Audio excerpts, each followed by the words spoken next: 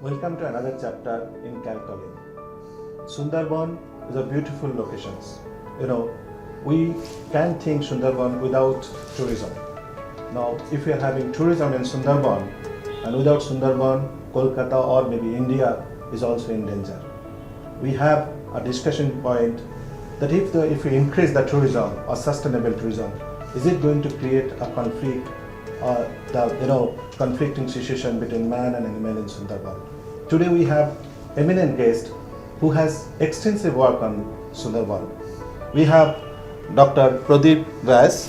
He is retired IFS officer. He is also chief wildlife warden of West Bengal government. And we have Dr. Anurag Danda. He was the founder of Sundarban program in WWF. Currently he is associated with ORF. We have Mr. Kunal Bhattacharya. He is the managing director of a company called Sustino, who is working on sustainable workspace.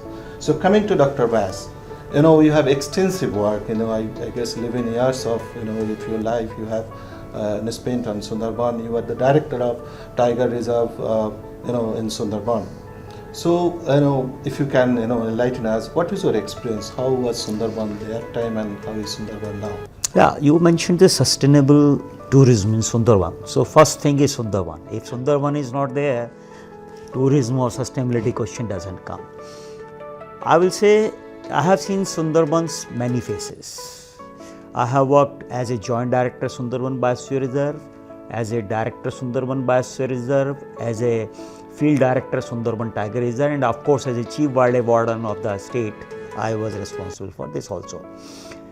In the year 2001, I call it as a watershed year for Sundarban. 2 tigers, they were lynched by the people. There is a phenomenon which is known as the tiger straying. When for many reasons tiger come out of the forest, in the villages they come. Most of the time they come back, but occasionally it happens that they are unable to come back for various reasons.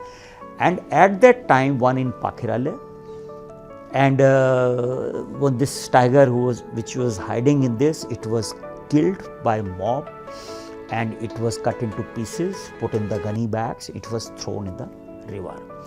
And it's the October 2001, another incident happened in this Kultuli area, the Sundarban, and there a forest guard's gun was snatched and tiger was shot dead. So certainly this situation was not good for Sundarban, for its people as well as for anybody who want to sustain the things in Sundarban. So thereafter, so many steps has been taken, in which first we thought, why tiger come out? If we can reduce their coming out. Number 2, if at all in spite of our efforts, if they reach in the village, why these people should kill them? Why they should not help tiger to come back or inform us? So that was another step. And then we should have third, capacity to reach to the spot within an hour whenever information comes, so that we can tranquilize and take it tiger back. I will say in short, because it may otherwise become long story. Lot of efforts were done, and a unique nylon net fence was developed, which is now in between the villages and forest fringe. This interface, it's now more than 200 km, and it has stopped almost 98% of the tiger stray. Then villagers has become friendly because we took massive eco-development programs and started joint forest management.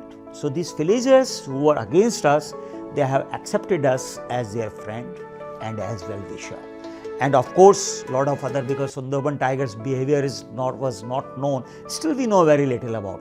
So we started so many other initiatives to know ecology of the tiger, and then we were involved in NGOs, in all, you can say, I call it in one word, the holistic management. And result is in front of everyone.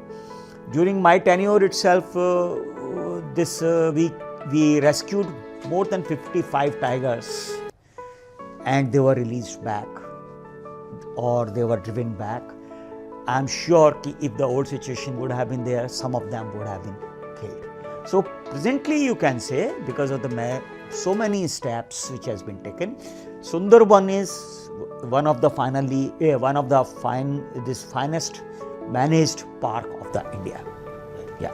Okay, Dr. Bass, as Yeah. you correctly, you have brought a very, important term is that, development. As you Yeah. said, that economic development has Yeah. happened since 2001. If we earmark as a 2000 year as the year, so do you think that that the economic development goes hand in hand because you taken care of the people, and that's why they became not so hostile, they became friendly too. So if we talk about from the tourism perspective, so what are the ideas of development that comes to your mind? My philosophy goes that man is a very selfish creature. We never tried to save the nature until unless we realized that we will perish. Wildlife Protection Act came in 1972. Till 1972, everybody was free to kill tigers or any other animals. But when we realized these species will go away, and when with these species the forest will go away and we will be in trouble, then man approach. So everything is being done.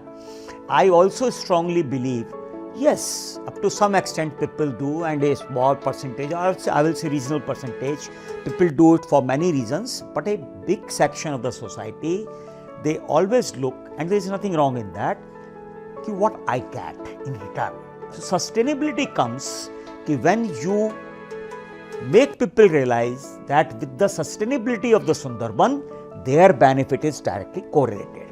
When you said about we helped, our help to the village development was very small. Our intentions were more important at that time. But we realized that until unless some economic benefits they are not going to the people, sustainability will also always be in question. So we started tourism. I still remember that when I, as a field director, I wanted to hold some conference for the field directors of the tiger reserve. There was not a single place except Sajna Khali Tourist Lodge. It was also so shabby. So in short, there was no place in Sundarban where you could hold a meeting. At that time, 2 tourist lodges, they were coming up. One was, I am not naming anyone, one was coming and they were facing problems, people were hostile against them, we provided protection to them. And another was in Bali area, I was there, we had the meeting between the people and the concerned agency, and with great difficulty we could convince.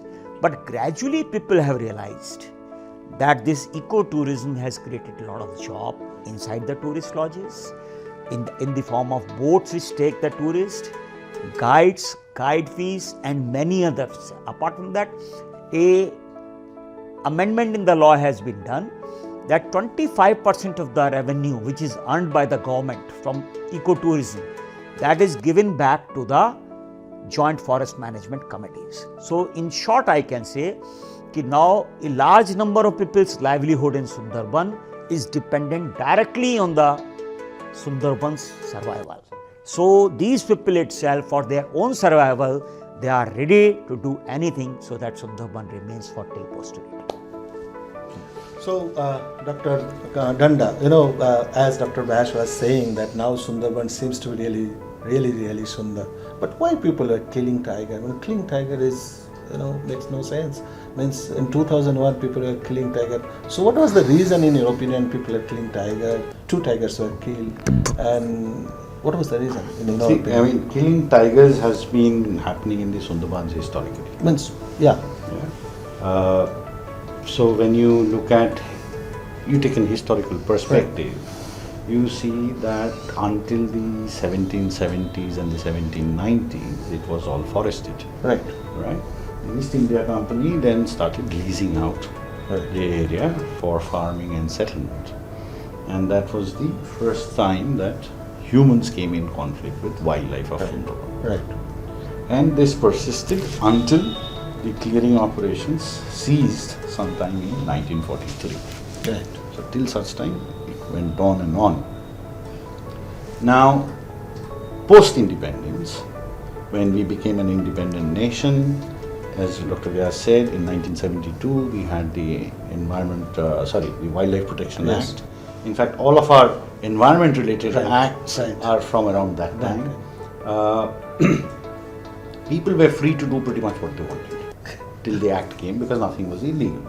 It became illegal when you had the act. Yeah. And therefore, there was now a conflict between the department which was meant to enforce the law Right. and the people who had a free hand all these days. So people are happy before the law? I mean, I would not say happy or unhappy. They were accustomed to a certain way of doing things. Right. Here comes Dr. Vyas and his team. He said, नहीं ये तो नहीं कर सकते, वहाँ नहीं जा सकते. You cannot take this. Right. You know, so that pitted the people and the department Okay. against each other. Right. Okay. So when I am pitted against the state, the department is of course a state actor. So when I am pitted against the state, I have various ways of responding to the situation. Right. Killing tigers is one of those. You don't eat tigers. But yeah, I was coming to Right. that. You don't eat tigers. You don't eat tigers. What The is way the you economic would eat- incentive for the way killing you would tigers? eat deer or boar. But because the tiger was an iconic animal, even because the tiger was an iconic animal, I could show my ability to the state. You know, so it is a way the subalterns speak to the state. Or to say that we are here to know our identity? Yes. Okay. So it is much later that trade in tiger body parts also started feeding into this process. Right. So you had something to say. Yeah, I was mentioning that in this case, I feel this was a deep-rooted animosity. Reason is that the fishing community, who is also involved in honey collection, for them this is a very important livelihood issue for them. Right. And when the laws of Wildlife Protection Act 1972 came, we said that this is a core area, you cannot go, this is a wildlife sanctuary, you cannot go. So certain, when the people used to go every year, thousand peoples, forest people, they used to catch them, find them and send them out. So there was a conflict situation. Conflict is man to man. Man to man, man to man, man to man, right? And when occasionally tiger went inside the village for the straying, means Sunderban is the unique forest in the India, I will say, where no cattle go inside, right? Whereas you go to Corbett or Ranthambore or another. So a weak tiger, old tiger or tiger without tooth or a sick tiger, they don't have easy prey. So in case of Sunderban, this type of tigers, they don't have any option. When they see ki just across the river, there are large number of tempted goats, buffaloes, cows, they are there. So they go out, and when they, for some reason, they fail to come back. This was felt as an opportunity by the people. Okay, see the forest department people, when you take care of, you do not allow to go inside, this is your tiger, we are teaching the lesson to him. Another issue was Sunderban tiger, I personally do not call it a man-eater, but it treats all human beings as natural prey within the forest. But the same tiger never kill anybody in the villages. This is a very unique situation. But a person, villager, say fisherman or honey collector went inside the forest, they kill, this tiger kills and eat the people. So in every village you will find either some wife, this ex-wife or brother or somebody who has been killed by the tiger. For these two reasons, they found that they have some animosity. They have to teach the lesson to the forest people and they have to teach the lesson to the tiger also. But I will appreciate the wisdom of the Sunderban people when I interacted with them in lot of meetings. Of course, later on, they openly admit that they are surviving because of the tiger. How? Bole, because of the tiger, we are afraid of going inside the forest. We remain on the boat. So, tiger is protecting the mangrove forest. And because of this mangrove forest, the cyclones and all this which come, they are stopped or reduced by the mangrove forest. So if tiger is not there, mangrove will go and our villages will also go. So there's a very interesting, interesting point that once in one side tiger is a destroyer, is an eater, and another side is Protector. a protector. Yes. Yeah, I think it's coming to Dr. Danda. You were the founder of Sunderban program in WWF. Okay. So WWF has been not only doing the wildlife protections and other things, there were many things, in your program also, whatever I know. So what are the sustainable, practices you've been introduced to through this program? Because what I learned from Dr. Vaz, that's from 2000 onwards, now people are not hostile. So there is a change. So do you think that your program has brought or contributed some amount of changes to that thing? Since I have partnered Dr. Vyas, I would rather let him speak on this, whether we were able to make any positive change. I leave it to him. But in terms of what we were able to do or we tried to do was, one of the reasons, as you said, it is people are getting into conflict with tigers when people are venturing into the forest. Either for fish, crab, honey, whatever it be. Besides the interaction, hostile interaction with the forest department personnel. Our rationale was, if I were to reduce this time, so essentially reducing exposure. If you are a villager, and if I make you busy in the village itself, you have less time to venture into the forest. With less time into the forest, your exposure gets reduced, and the chances of a conflict situation is that much less. To be able to do this, what we did was we encouraged farming. We brought in energy services when there was no modern energy service in that sense. We tried to establish market linkages, so that whatever these people produced could fetch a price. In my own measure, most of these were actually not very successful. When we tried to bring in market linkages, we realized that any raw material that we take to the Sunderban, get it finished and bring it back to the market, we've outpriced ourselves. Right? And if you produce it in enough numbers, the local market is not big enough to absorb all of that production. So it's a supply chain issue. It's a supply chain issue. And at that time, the connectivity with that area was also not what it is today. Absolutely. It would take you an entire day just to get there and another day to get back. So it's now down to 3.5 hours at the max. So that situation has changed. So probably linkages would be better established now.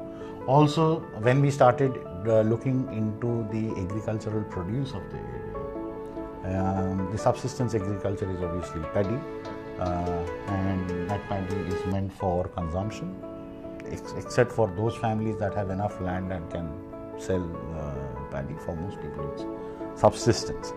So paddy was not something that you could trade in, but paddy had shelf life. But paddy also did not have processing plants in that region.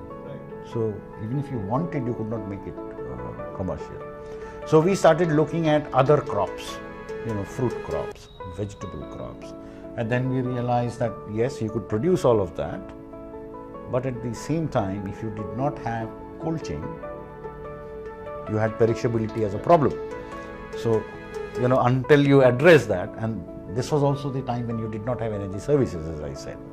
So that was again a problem area that we faced, and I did not get around to addressing that. But what we got around to addressing was bringing power, solar power. Our first initiative was in fact fairly large.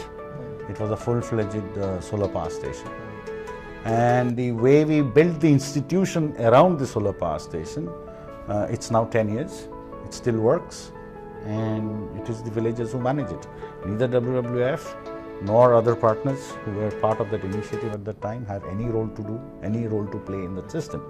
Interestingly now, what has happened, that power station still works, the community has power, and the formal electrification process has also reached the same place.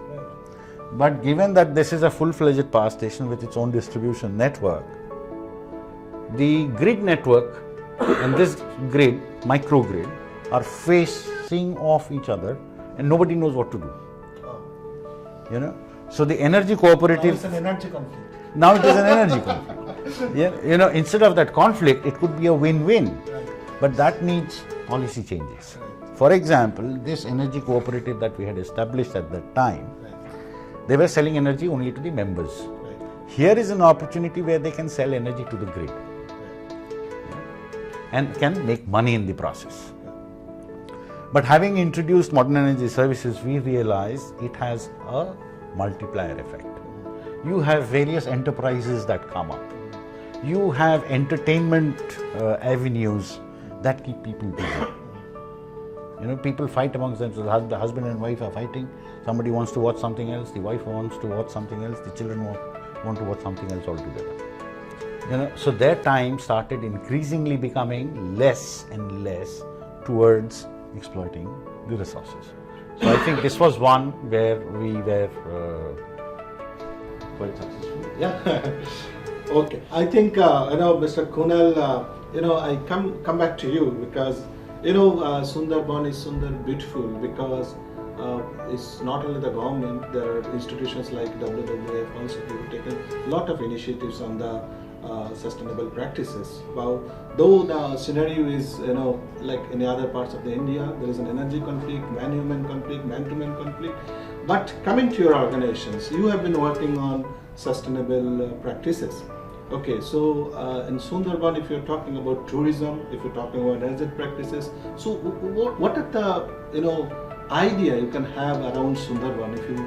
Do you think that Sunderban is also uncontrolled in your organizations? Because it sounds so well.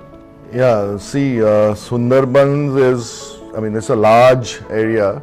I think the Indian part of Sundarbans is about more than 9,600 square kilometers, which is 40% of the entire area because 60% belongs to Bangladesh.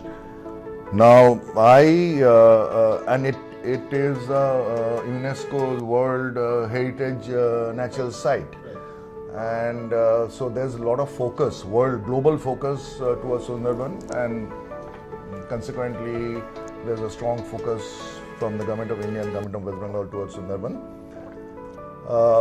But the issue of man-animal conflict, that is quite interesting in the context of Sundarban, because Sundarbans, the habitants of Sundarbans are poorest of the poor, and their livelihood depends on the forest. As Dr. Danda has pointed out, that's agriculture, more of agriculture in Sundarban perhaps would help people to get into the forest, which is a natural habitat of the wild animals, and the conflict will be reduced. I have a problem with that. I don't know that the kind of water which that area has, I'm talking about the soil water, whether all crops which are normally grown in other parts of the country can be grown there. So I don't know how far the agricultural movement in Sundarban to prevent people from getting into the forest can be achieved. How the success, I don't know. Only time will tell. But the fact remains that they are poor, and forest gives them a huge wealth of resources which they can make money from, starting from now. Of course, the timber is no longer desert. You cannot cut trees, but there are a lot of what they call NTF. I think the main livelihood could be fishing. Fishing. There are a lot of people who do fishing. There are close to 1 lakh boats which ply in this among the hundreds of small islands in Sundarban has. Now, so idea that interrupt you, yeah, sure. Coming to that boats, what we have observed in the boat also, they use diesel or the fossil fuels. That's right. So your organizations do you think that your organization has a role to play there also? Because since you are working on the sustainable, those boards can be. Did you think something about that also? Yes, we indeed did. And WWF is one organization which is Dr. Danda's ex-organization, which is trying to help us in implementing our solution, our concept. The way we did it was that has something to do with the environment. That this close to 1 lakh boats that ply in the waterways in that area are all diesel operated. And diesel, everybody knows, is the kind of harm it causes to the environment, to the people, to the soil, to the air, to the water, damaging the natural the species and all that. So there we have proposed to WWF to bring in solar intervention on boats. Now, perhaps you cannot replace all the diesel-powered boats with electric motors. That would have been the ideal situation. Would have been electric motors powered by solar energy. But that may not be possible because of the cost, A, and B is the fact that these people, the boat owners, boat operators, they're so used to operate their boats in a certain way, which is through diesel engine. Overnight switching, barring the cost implication, overnight switching to electric boats will be a difficult choice. It will be cost prohibitive also. So what we have proposed is that you do not eliminate 100% of diesel use. You bring in solar intervention to an extent of, let's say, 20%. Now, if you can reduce the consumption of diesel and the associated adverse impacts on the biosphere and the ecosystem, that itself will give you benefits, some benefits. Now we have already submitted our DPR to WWF. We are waiting for their approval. If that happens, then our numbers show that today about 1.4 million tons of diesel is consumed in a year in Sunderban. So 20% of that in course of time, if we can replace with solar energy, that would be we all feel that would be a major positive impact on the biosphere and the environment. Now coming back to tourism, which is what the main central theme of this discussion. Now I was reading the policy of the government of West Bengal, I think it was 2016, Yes. They had published this tourism policy. Now that policy talks a lot about developing, not only Sunderban alone, I mean all over the country. Now they talk about developing new tourist spots and developing infrastructure to attract more tourists and stuff like that. Now Sunderban will have to have a different perspective. I mean the policy that otherwise applies to the entire country, all other places where tourists are likely to go and all that, will have to have some special focus on Sunderban. Secondly, that our definition of tourism is little different from the conventional way tourism is defined, because tourism today is defined as, let's say, either destination tourism or like now it's... No, Dr. Vyas was saying that ecotourism, right? Ecotourism. Yeah. Ecotourism is this thing. What we are saying is that tourism should be now what tourism.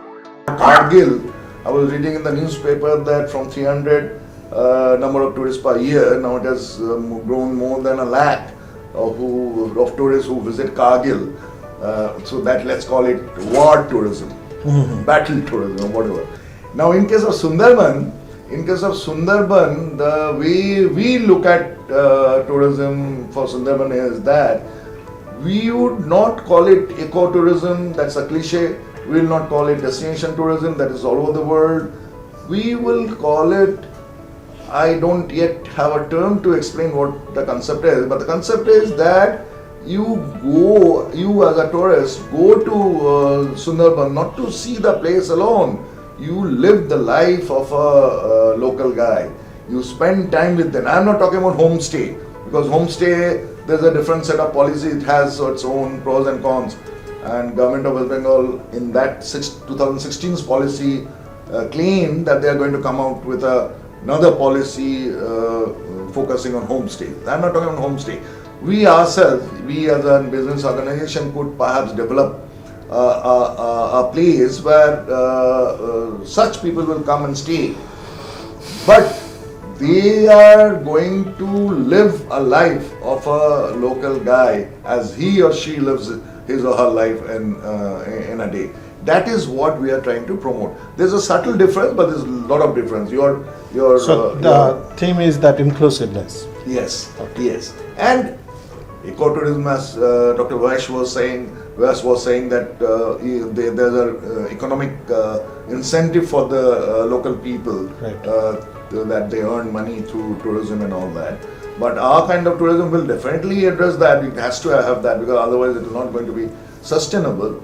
But there perhaps will be more opportunities to earn by just sharing their lives with the tourists who come from other side. So we are almost in the middle of the discussions, and just to viewers, just to let you know that we are also in Facebook Live, and we have coming to the central idea that the tourism, how it's going to impact the Sundarban, because we have discussed that how Sundarban is Sundar, so many things, man-to-man conflict and conflict are resolved. So after the break, we want to take a break now for 2-3 minutes, and after the break, we are coming with the central theme that how tourism is going to impact this Sundarban and whether it can be a sustainable tourism or not.